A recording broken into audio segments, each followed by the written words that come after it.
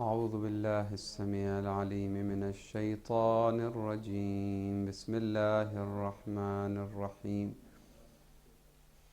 نحمدك اللهم يا من نور قلوبنا بأنوار المحبة العلوية، وأكمل لنا ديننا بالهداية المرتضوية، وأتم نعمته علينا بالهداية الحيدرية. ونصلي ونسلم على الخاتم لما سبق، والفاتح لمن غلق، والمعلن الحق بالحق، حبيبك وحبيبنا بالقاسم محمد. اللهم صل على محمد وآل محمد. صلى الله عليه وعلى أولاد الطاهرين،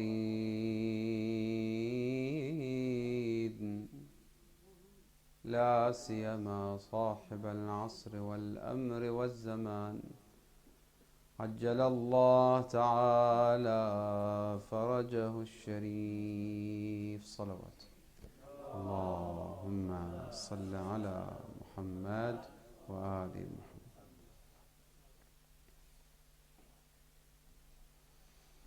On était en train de parler de droit des frères et des amis dans notre vie.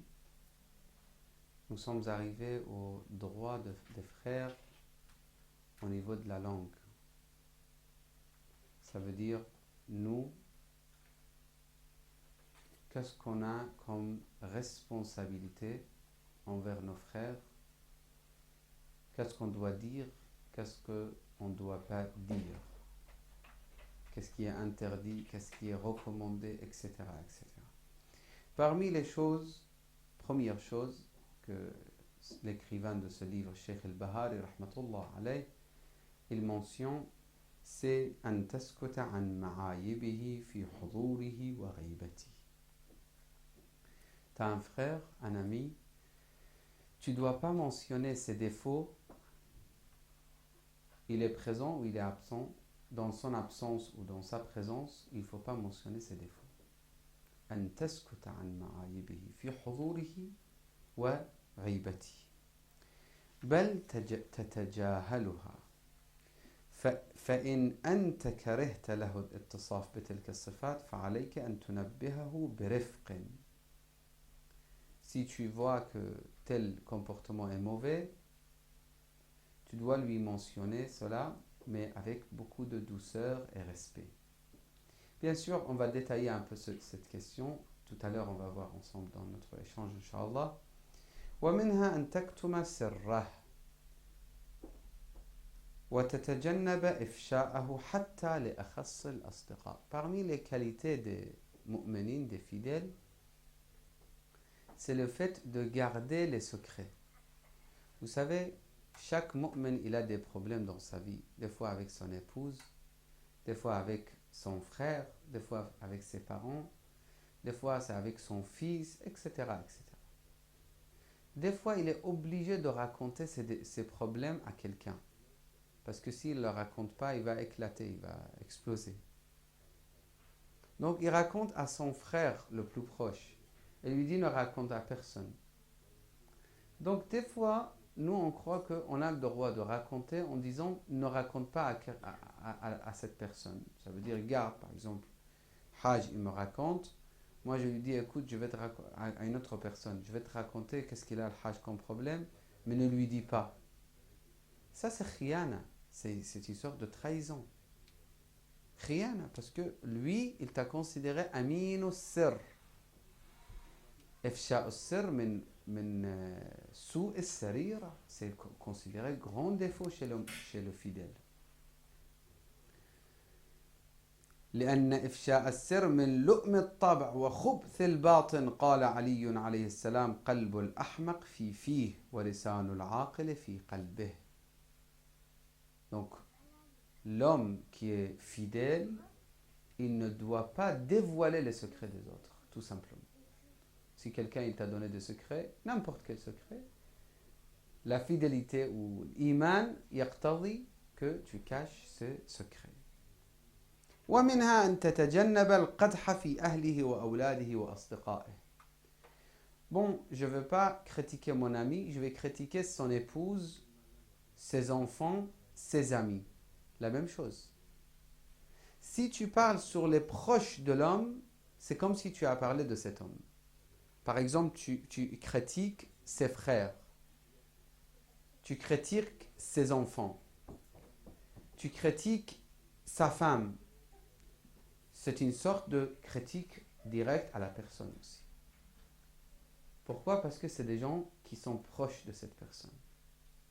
Donc tu choisis un frère, également tu respectes, tu ne le critiques pas devant les autres ou tu ne le critiques pas d'une façon qui lui fait mal devant lui.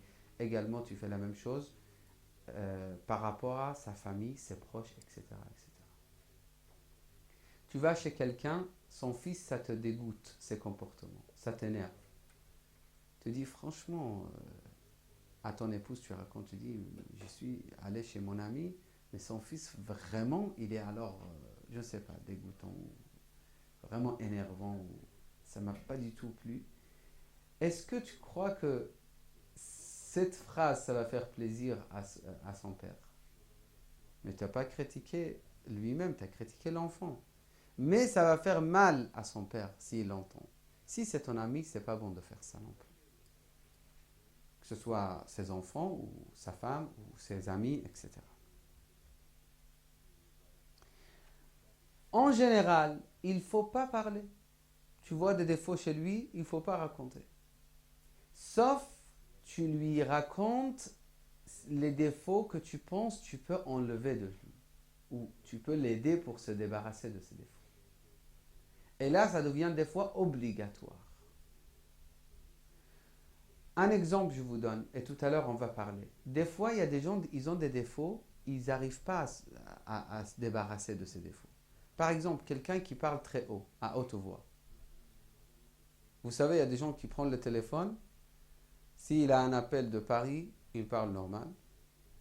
Mais s'il a un appel de, je ne sais pas, de Canada, il va commencer à crier. Alors qu'au niveau de voix, c'est la même chose, même qualité. C'est pratiquement la même chose. Mais lui, il prend en considération le fait que la personne, il est loin, donc il commence à crier. Dans certaines cultures, on a ça. Dans la rue, vous voyez, des fois, je marchais à côté de Gare du Nord, surtout vers Barbès. Vous voyez des gens qui parlent au téléphone de certains pays, je n'aime pas mentionner, mais ils crient. Cette personne, il a ce comportement. Tu lui dis une fois, 2 fois, 3 fois. Chez les Arabes, ça existe beaucoup, si vous voulez. On crie au téléphone. Les Africains, les Arabes, en tout cas, c'est certains pays, surtout les gens âgés qui savent qu'ils n'ont pas l'habitude beaucoup avec le téléphone. Tu lui dis à ton oncle, par exemple, oncle, il est âgé. Ammo, il ne faut pas crier parce qu'il t'entend. Il dit, ah bon, d'accord, merci, je te remercie. Dans 2 minutes, il reprend. Tu comprends, c'est l'habitude.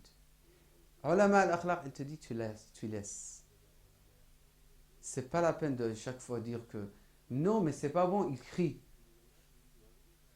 Non, c'est pas la peine parce que justement, c'est que des comportements qui sont devenus un peu difficiles à changer. Donc, c'est pas la peine. Même tu dois faire semblant que tu n'as même pas remarqué ça. Parce que ça sert à rien. Alors que des fois, non. Une personne, il a des habitudes mauvaises, tu peux lui dire un mot, il change, et puis voilà. Donc là, la méthode, on parlera. Il dit وَبِالْجُمْلَ فَإِنَّ عَلَى الشَّخْص أَنْ لَا يَكُونَ عَيَّابًا. Ne sois pas comme des mouches, sois comme les abeilles. Les mouches, ils vont où? Al-dhubab.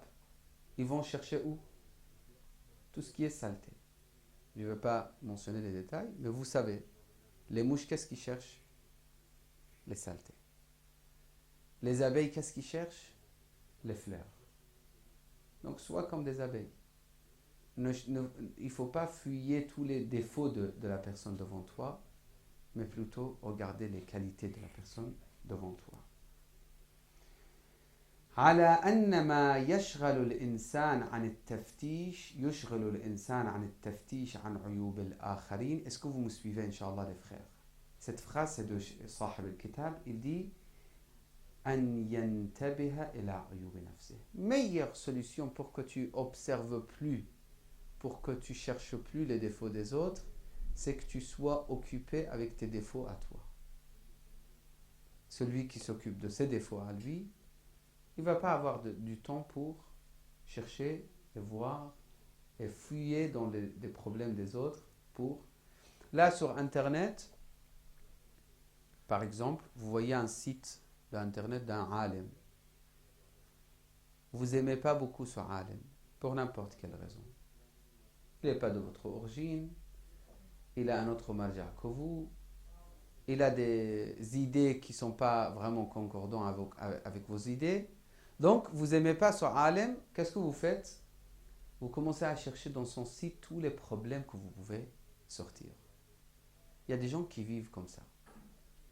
Ils sont occupés que de ça. Ils écoutent les discours, par exemple, l'autre fois, qu'Allah facilite pour cette personne. Vraiment, si je le vois, je le respecte absolument, et beaucoup de respect pour lui.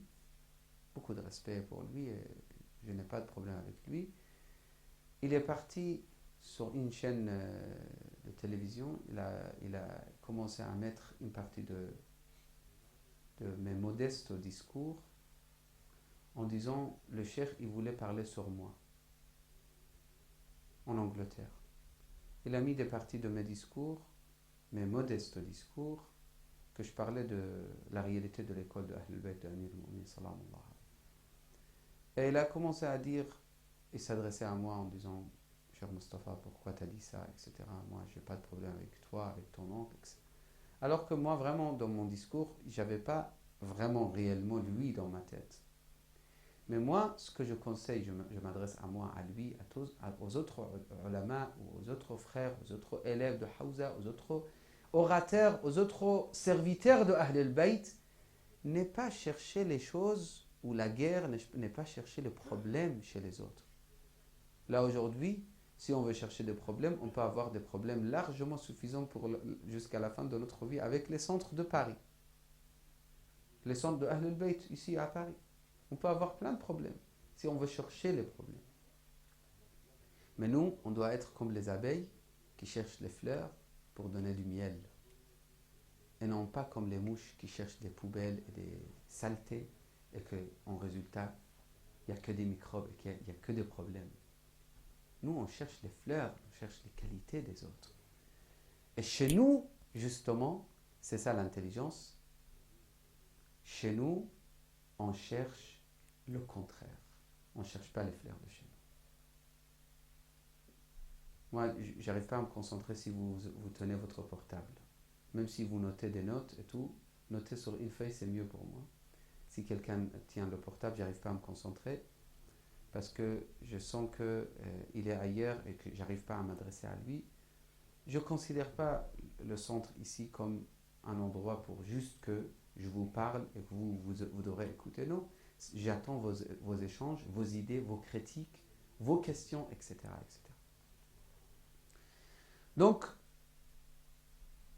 pourquoi? Parce que si tu t'observes toi et tu cherches les qualités chez toi, Arjouk iltafit, écoutez bien cette partie.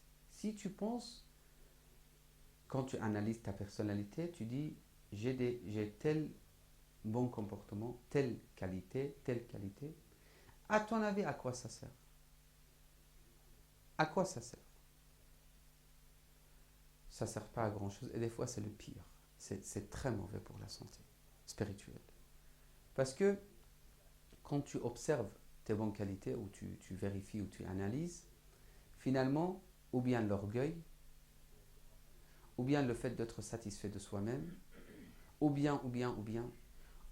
minimum, c'est le fait de ne plus avancer dans la spiritualité. Parce que ça y est, tu vois des qualités.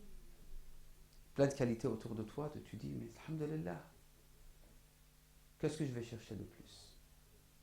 C'est pour ça, attention quand vous dites à quelqu'un, par exemple, vous vous adressez à quelqu'un en tant que cheikh ou sayyid ou alim ou ami, vous dites, Ana alhamdulillah bkhair, haqiqatan, fadlu min Allah. Allah hadani ila ahl al-bayt.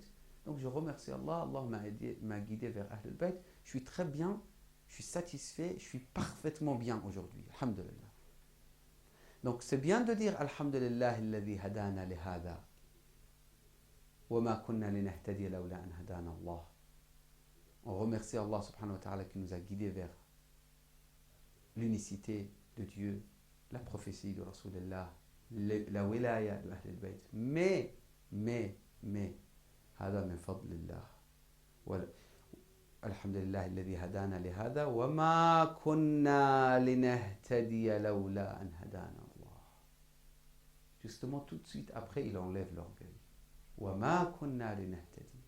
Moi et toi, on pouvait aujourd'hui être ailleurs, en train de boire et manger n'importe quelle chose, et boire n'importe quelle autre chose, dire des gros mots, voler les gens, être un grand criminel dans la société, un grand tyran dans la communauté, on pouvait.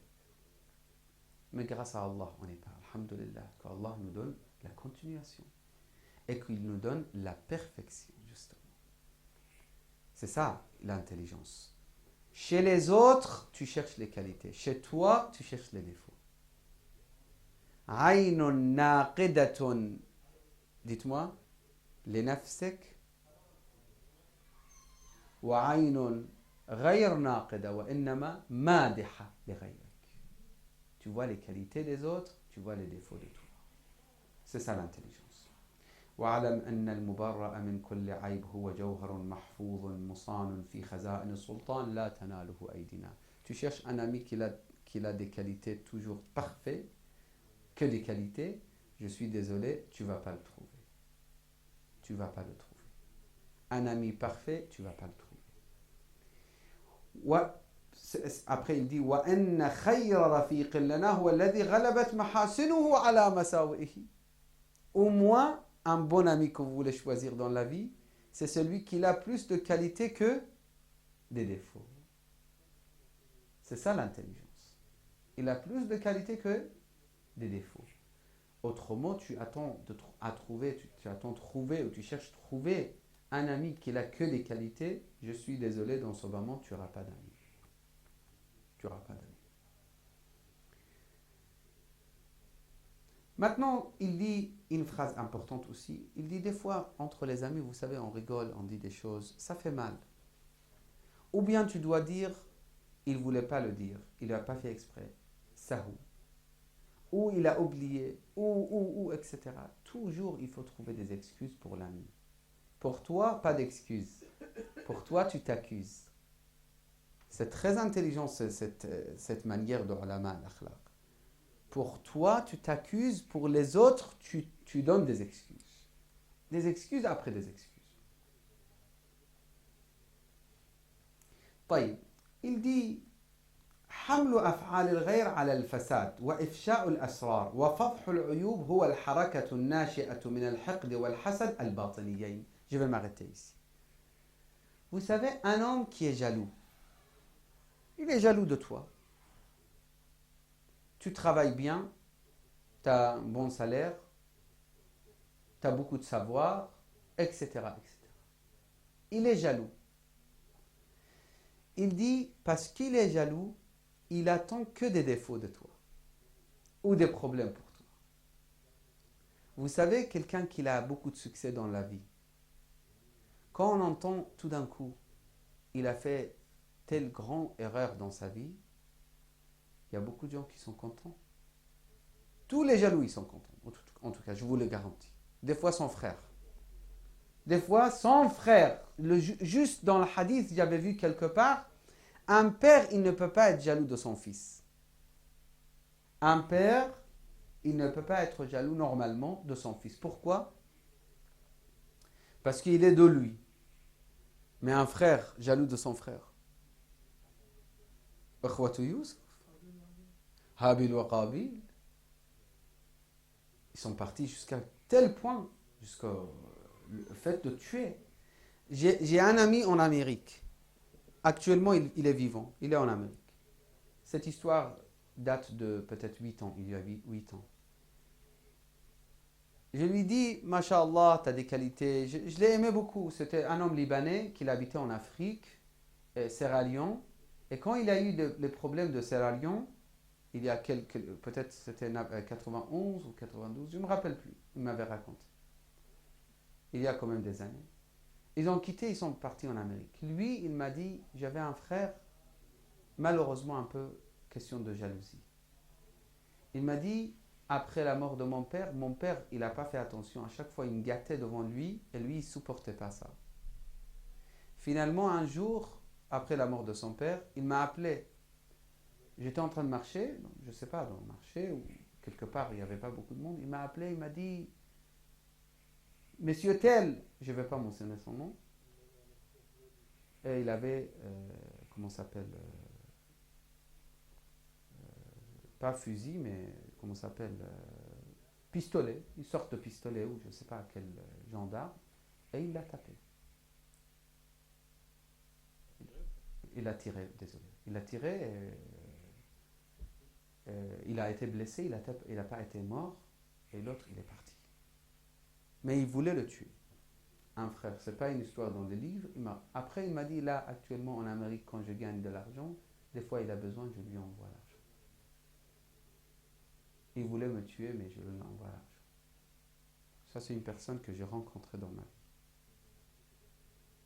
La jalousie, c'est incroyable. Donc, la jalousie, ça fait que si tu entends l'autre, il a le cancer, et que tu étais jaloux de lui, tu fais la fête. Peut-être son visage, il dit, ah, la hawla wa la quwwata illa. Il a le cancer, le pauvre. Mais dans le cœur, des fois, c'est vraiment la fête. Et ça, c'est le pire des choses qui peut exister chez nous. Un savant, il a beaucoup de succès, il fait des bons discours. L'autre savant, il ne le supporte pas. Il entend parler qu'il a fait grande erreur, par exemple, dans tel pays. Il a parlé de tel sujet. Il a perdu son audience, on dit. Il a perdu. Donc, l'autre alim, il est content. Il dit, ah, il a perdu. Il ne fallait pas qu'il parle de ce genre de choses, mais avec beaucoup de joie dans son cœur. Vous voyez les maladies, à quel point ils nous menacent. C'est des maladies. Al-haqd, c'est la haine. Al-hasad, c'est la jalousie. Et ça détruit notre foi, ça détruit notre iman.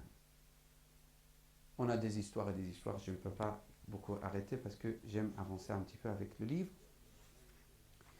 Donc, الثاني أن لا يجادله لأن المجادلة الكلامية تثير نار الفتنة. Un ami, il ne faut pas essayer trop d'avoir des disputes entre toi et lui. Mujadala, des discussions très violentes, très dures. Non, mon marja, il est plus meilleur que ton marja. Non, mon marja, il est meilleur. Mon marja, il est de Najaf. Ton marja, il est de Qom. Mon marja, il a des élèves extraordinaires. Ton marja, où sont des élèves de ton marja? Mais tu sais, il ne va pas t'écouter. Il ne va pas changer. Il suit tel marja. Il est convaincu. C'est mujadala. À quoi ça sert? Des fois, il reste 4 heures. 4 heures sans exagération. Mais vraiment violemment, ils discutent. À la fin, il n'y a pas de résultat. L'amitié est malheureusement mise en question. Il est convaincu, son marja, il suit son marja, ce n'est pas ta responsabilité. Il te pose la question, tu lui réponds, il ne t'a pas posé la question. À quoi ça sert cette discussion? Subhanallah, combien d'expériences, combien l'expérience est importante. Dans notre jeunesse, dans la Hawza, on voyait des gens, ils se détestaient à cause de mujadala. Ils se détestaient à cause de mujadala. Et jusqu'à aujourd'hui, nous avons ce genre de personnes aussi. À quoi ça sert? Quelqu'un, il te pose la question, tu lui réponds. Il est assoiffé, il veut savoir, tu lui donnes la réponse. Autrement, à quoi ça sert ce genre de mujadalat?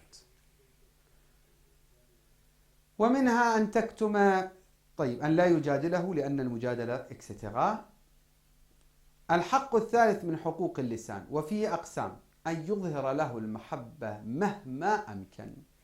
Parmi également des devoirs ou des droits, si vous voulez, qu'il a un frère, c'est le fait de montrer à lui ton amour, ton respect. De lui dire de temps en temps, allô, salam alaykoum, tu sais mon frère, je t'appelle parce que tu m'as manqué. Il y a des gens qui pensent que c'est mauvais de dire ça. Ah non, je suis son professeur, je ne peux pas lui dire ça, après il va dépasser ses limites. Ou je suis cheikh, je ne dis pas aux autres que je t'aime bien ou tu m'as manqué, mon frère. Non, c'est le contraire. Que ce soit un cheikh, un sayyid, un vieux, un jeune, c'est quoi le problème? Il y a des gens qui partaient chez Rasulullah sallallahu alayhi wa sallam pour voir sa lumière et ils partaient au travail. L'autre qui était vraiment attaché à Rasulullah. Il disait à Rasulullah, j'aime te voir. J'aime te voir, j'aime donner la lumière à mes yeux grâce à ton visage, Ya Habib Allah.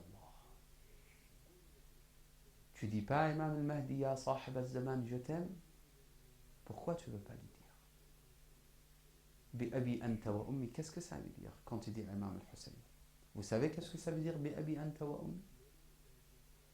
Ça veut dire que la vie de mon père et ma mère soit pour toi, Ya Aba Abdullah. بأبي أنت وأمي يا أبا عبد الله. Ça veut dire je t'aime يا أبا عبد الله الحسين. متى ترانا ونراك وقد نشرت لواء النصر ترى. Tu parles avec Imam Mahdi.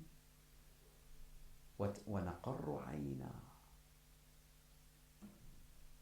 Quand est-ce qu'on va te voir يا صاحب الزمن et que tu vas nous voir? Regardez les ulama comment ils s'adressent à Imam al-Mahdi. Imam al-Mahdi également, tu lui montres ton amour. Et c'est important de lui montrer et de temps en temps de te rappeler de Imam salamullah alayhi. De la même façon avec les frères mu'min. Un frère mu'min, tu lui montres que tu l'aimes. Avec n'importe quel geste, n'importe quelle phrase que tu peux lui transmettre cet amour que tu as dans ton cœur. Il dit أن يفشي محامده في غيابه وحضوره. Dans 2 minutes, je termine. Il montre ses qualités à son frère dans sa présence et son absence.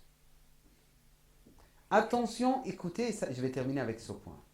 Inch'Allah, le reste demain, Inch'Allah. Demain, je vais essayer de terminer avec l'ami pour pouvoir parler de la famille. Question de la famille et tazkiyat al-nafs ou tahdhib al-ruh avec la question de la famille, la femme, les enfants, etc. Donc, demain, Inch'Allah, je vais essayer de terminer avec l'ami. Juste, je termine aujourd'hui avec ce point. Il dit أن يفشي محامده في غيابه وحضوره. Vous savez, on a des hadiths qui disent qu'il ne faut pas faire des éloges d'un ami ou d'un frère devant lui. C'est pour ça, il dit, même si quelqu'un il te fait beaucoup d'éloges, il te parle de tes qualités devant toi, tu l'arrêtes. Et il y a beaucoup de termes pour mentionner ça, mais tu l'arrêtes, tu lui dis arrête, d'une façon à l'autre. Ou tu fais le dua, Allahumma annaka a'lam bi nafsi, minni wa ana a'lam bi nafsi minhum, Allahumma ighfir li ma la ya'lamun waj'alni khayran mimma yadhunnun. J'ai déjà traduit dans le discours précédent, donc je ne vais pas répéter. Le dua de Amir al-Mu'minin. Mais, Sahib al-Kitab, l'écrivain Cheikh al-Bahari, al-Hamadani, il dit des fois c'est bien de faire des comment ça s'appelle, pas des éloges, comment dire, des compliments devant ton ami. C'est bien de faire un petit peu, si c'est nécessaire. Pourquoi? Pour lui montrer que tu l'aimes. Par exemple, tu vas chez ton ami, il t'a invité pour l'iftar. Il a fait plusieurs sortes de repas. Des bonnes choses. Tu lui dis, Masha'Allah, haqiqatan intu ahl al-karam. Vraiment, vous êtes généreux. Ça, c'est des compliments ou pas?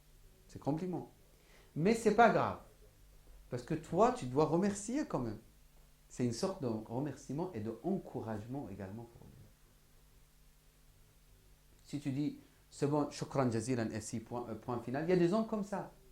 Il y a des hommes que tu fais beaucoup d'efforts pour eux, ils mangent. À la fin, ils n'ont pas envie de te dire merci beaucoup, c'était très très bon.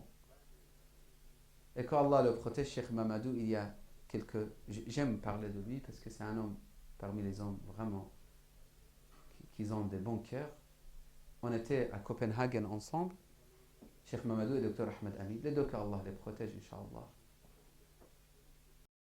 Il y avait une conférence là-bas, on était invités. On est retourné. Après 2 jours, il m'appelle, il est tombé sur une messagerie.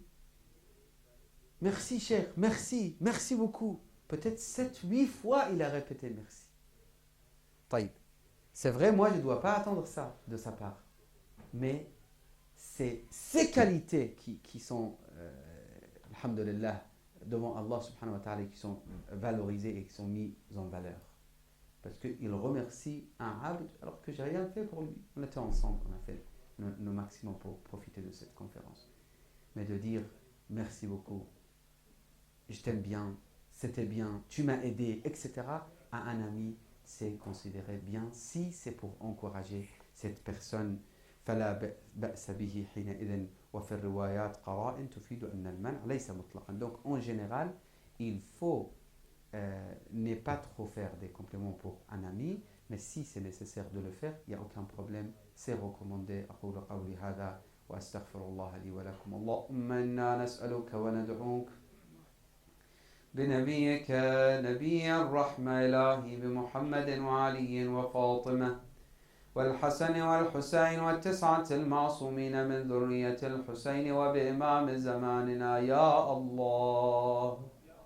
اللهم عجل لوليك الفرج، اجعلنا من خير أنصاره وأعوانه، اشف كل مريض، رد كل غريب، فك كل أسير، أصلح كل فاسد من أمور المسلمين، إلى أمواتنا أموات الحاضرين، إلى من مات على الإيمان، العلماء والشهداء والصالحين، مراجعنا العظام، خصوصا إلى روح المؤسس.